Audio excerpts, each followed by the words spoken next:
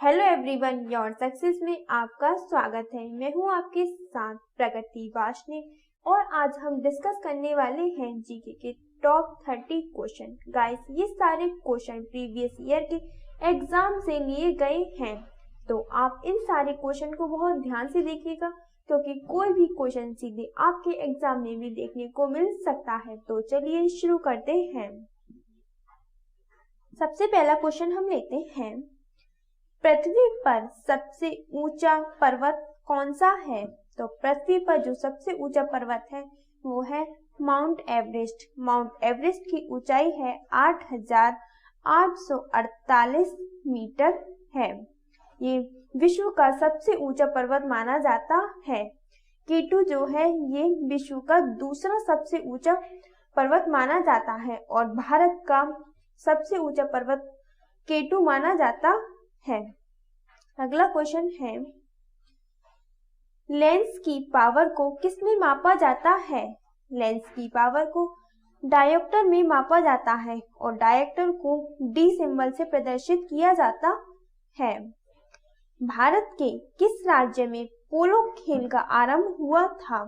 तो पोलो खेल का आरंभ भारत के मणिपुर राज्य से हुआ था, जिसे बाद में इंग्लैंड ले जाया गया था। निम्नलिखित में से कौन सा मोटर ग्राइंडर में प्रयोग किया जाता है? तो capacitor start capacitor induction motor ये जो है ये ग्राइंडर में प्रयोग किया जाता है। अगला प्रश्न देखिएगा, लाइफ ऑन माई टर्म्स किसकी आत्मकथा है? तो life on my terms Sharad Pawar की आत्मकथा है। ये हमारे कृषि मंत्री भी रह चुके हैं। पृथ्वी दिवस किस दिन मनाया जाता है? पृथ्वी दिवस 22 अप्रैल को मनाया जाता है। इस साल की पृथ्वी दिवस की क्या थीम रही थी, ये हमें कमेंट करके आप जरूर बताइएगा। किस गति के कारण सीसा पर बच्चा ऊपर और नीचे जाता है? तो सीसा पर बच्चा ऊपर और नीचे दोलन गति के कारण जाता है।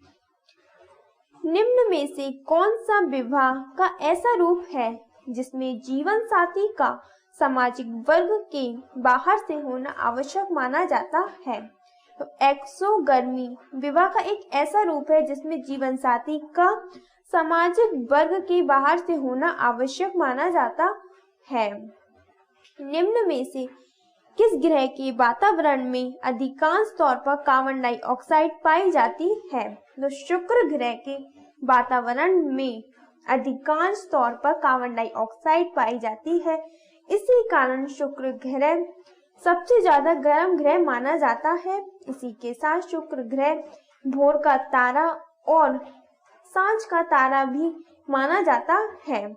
शुक्र को पृथ्वी की जुड़वा बहन के नाम से भी जाना जाता है। किस ग्रह को सुबह का तारा और शाम के तारे के रूप में जाना जाता है? यह भी हमने आपको बताया था कि शुक्र ग्रह को सुबह का तारा और शाम के तारे के रूप में जाना जाता है। स्मोग एक प्रकार का वायु प्रदूषण है जो धुएं और हवा में धुंध का मिश्रण होता है, उसे क्या कहा जाता है? स्मोग एक प्रकार का जो वायु प्रदूषण है जो धुएं और हवा में धुंध का मिश्रण होता है, उसे डिप्लीटिंग ओजोन कहा जाता है। अगला प्रश्न है, निम्न में से किसका नाम भारत के पहले स्वतंत्रता संग्राम से संबंधित नहीं है? अशफाक उल्लाह खान का नाम भारत के पहले स्वतंत्रता संग्राम से संबंधित नहीं है। भारत का पहला स्वतंत्रता संग्राम 10 मई 1857 को शुरू हुआ था। अगला प्रश्न है, एंग्लो इंडियन समुदाय के कितने सदस्यों को संसद में नामांकित किया जाता है? 2 सदस्यों को एंग्लो इंडियन समुदाय के सदस्यों के रूप में नामांकित किया जाता है और राज्यसभा में 12 सदस्यों को मनोनीत किया जाता है। अगला प्रश्न देखिएगा, सबसे लंबे समय तक भारतीय राष्ट्रीय कांग्रेस के मुस्लिम अध्यक्ष कौन रहे हैं? मौलाना अब्दुल कलाम आजाद। सबसे अधिक समय तक मुस्लिम अध्यक्ष रहे हैं भारतीय राष्ट्रीय कांग्रेस के। ये पहली बार अध्यक्ष कब बने थे? 1923 में पहली बार मौलाना अब्दुल कलाम आजाद अध्यक्ष बने थे।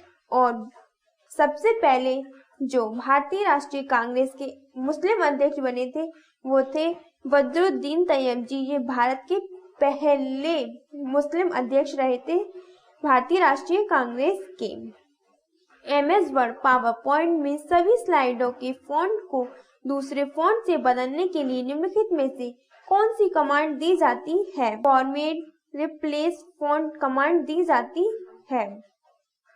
अगला प्रश्न देखिएगा, दक्कन के पठार की प्रमुख फसल कौन सी है या क्या है? दक्कन के पठार की जो प्रमुख फसल है वो है कपास, और कपास की खेती रेगून मिट्टी में की जाती है। सर्वाइवर ऑफ द फिटेस्ट की अवधारणा की रचना किसने की थी? तो ये चार्ल्स डार्विन ने की थी। अधिक ऊंचाई की उड़ान पर विमान के अंदर का दाब क्या होता है? तो जो विमान के अंदर का दाब होता है वो बाहर के दाब के जितना ही होता है, जिसे वायु पंपों द्वारा कायम रखा जाता है। नेक्स्ट है, बंकिम चंद्र चटर्जी द्वारा कांग्रेस के किस सत्र में पहली बार वंदे मातरम गाया गया था? तो कांग्रेस के किस सत्र में गाया गया था? 1896 में पहली बार वंदे मातरम गाया गया था। और इस सत्र की जो अध्यक्षता कर रहे थे वो थे रहीमतुल्ला। 1896 में कांग्रेस के सत्र की अध्यक्षता कर रहे थे। नेक्स्ट प्रश्न है, लैंड का अर्थ क्या है? लैंड का अर्थ यानी इसकी फुल फॉर्म आपको बतानी है। लैंड की फुल फॉर्म होती है लोकल एरिया नेटवर्क। वहीं अगर बैन की पूछ लेता है तो उसकी होती है वाइड एरिया नेटवर्क, और CPU की पूछ लेता है तो उसकी होती है सेंट्रल प्रोसेसिंग यूनिट। भारत के किस राज्य में चांदी प्रचुर मात्रा में पाई जाती है? तो भारत के राजस्थान में जो चांदी है प्रचुर मात्रा में पाई जाती है। भारत में 90% के करीब चांदी राजस्थान में पाई जाती है। और चांदी की प्रमुख अयस्क क्या है? हॉर्न चांदी, गैलेना चांदी के प्रमुख अयस्क माने जाते हैं। कार्ल मार्क्स के अनुसार धर्म क्या है? तो गरीबी और उत्पीड़न को सही ठहराते हैं। इसका राइट आंसर C हो जाएगा। अगला प्रश्न देखिएगा, किस ग्रह को लाल ग्रह के नाम से भी जाना जाता है? तो मंगल ग्रह जो है इसे लाल ग्रह के नाम से भी जाना जाता है। प्रत्येक वर्ष 5 जून को कौन सा दिवस मनाया जाता है? प्रत्येक वर्ष 5 जून को पर्यावरण दिवस मनाया जाता है। ये इंटरनेशनल लेवल पे मनाया जाता है ताकि पर्यावरण का संरक्षण किया जा सके। अगला प्रश्न है, जी यहाँ पर थोड़ा गलती हो गई है, ये बीजापुर होगा ना कि बाजीपुर। बीजापुर के सुल्तान मोहम्मद आदिल शाह की समाधि है। तो गोल गुंबद में बीजापुर के सुल्तान मोहम्मद आदिल शाह की समाधि है। वियतनाम युद्ध को किस दूसरे नाम से जाना जाता है? वियतनाम का जो युद्ध था उसे इंडो चाइना युद्ध के नाम से भी जाना जाता है। नेक्स्ट प्रश्न है, स्वर्ण मंदिर किस सरोवर के मध्य में स्थित है? स्वर्ण मंदिर अमृतसर सरोवर के मध्य में स्थित है। और स्वर्ण मंदिर कहाँ पर है? ये अमृतसर में है। और अमृतसर कहाँ पड़ता है? ये पंजाब में पड़ता है। अगला प्रश्न है, प्रधानमंत्री नरेंद्र मोदी द्वारा नमामि गंगे परियोजना कब शुरू की गई थी? तो नमामि गंगे परियोजना जुलाई 2014 में शुरू की गई थी। इस योजना में 2037 करोड़ रुपए आवंटित किए गए थे। नेक्स्ट प्रश्न है, पेनिसिलिन की खोज का श्रेय किसे दिया जाता है? तो अलेक्जेंडर फ्लेमिंग को पेनिसिलिन की खोज का श्रेय दिया जाता है। नेक्स्ट है, वह कौन सा मूल तत्व है जो सभी यौगिक में उपस्थित होता है? तो कार्बन जो है वो सभी जैविक यौगिकों में उपस्थित होता है। सो गाइस, यहाँ आपने देख लिए 30 प्रश्न। आप हमें यह भी बताइएगा कि आप इन 30 प्रश्न में से कितने अटेम्प्ट कर पाए, क्योंकि ये सारे ही क्वेश्चन एग्जाम में आए हुए हैं।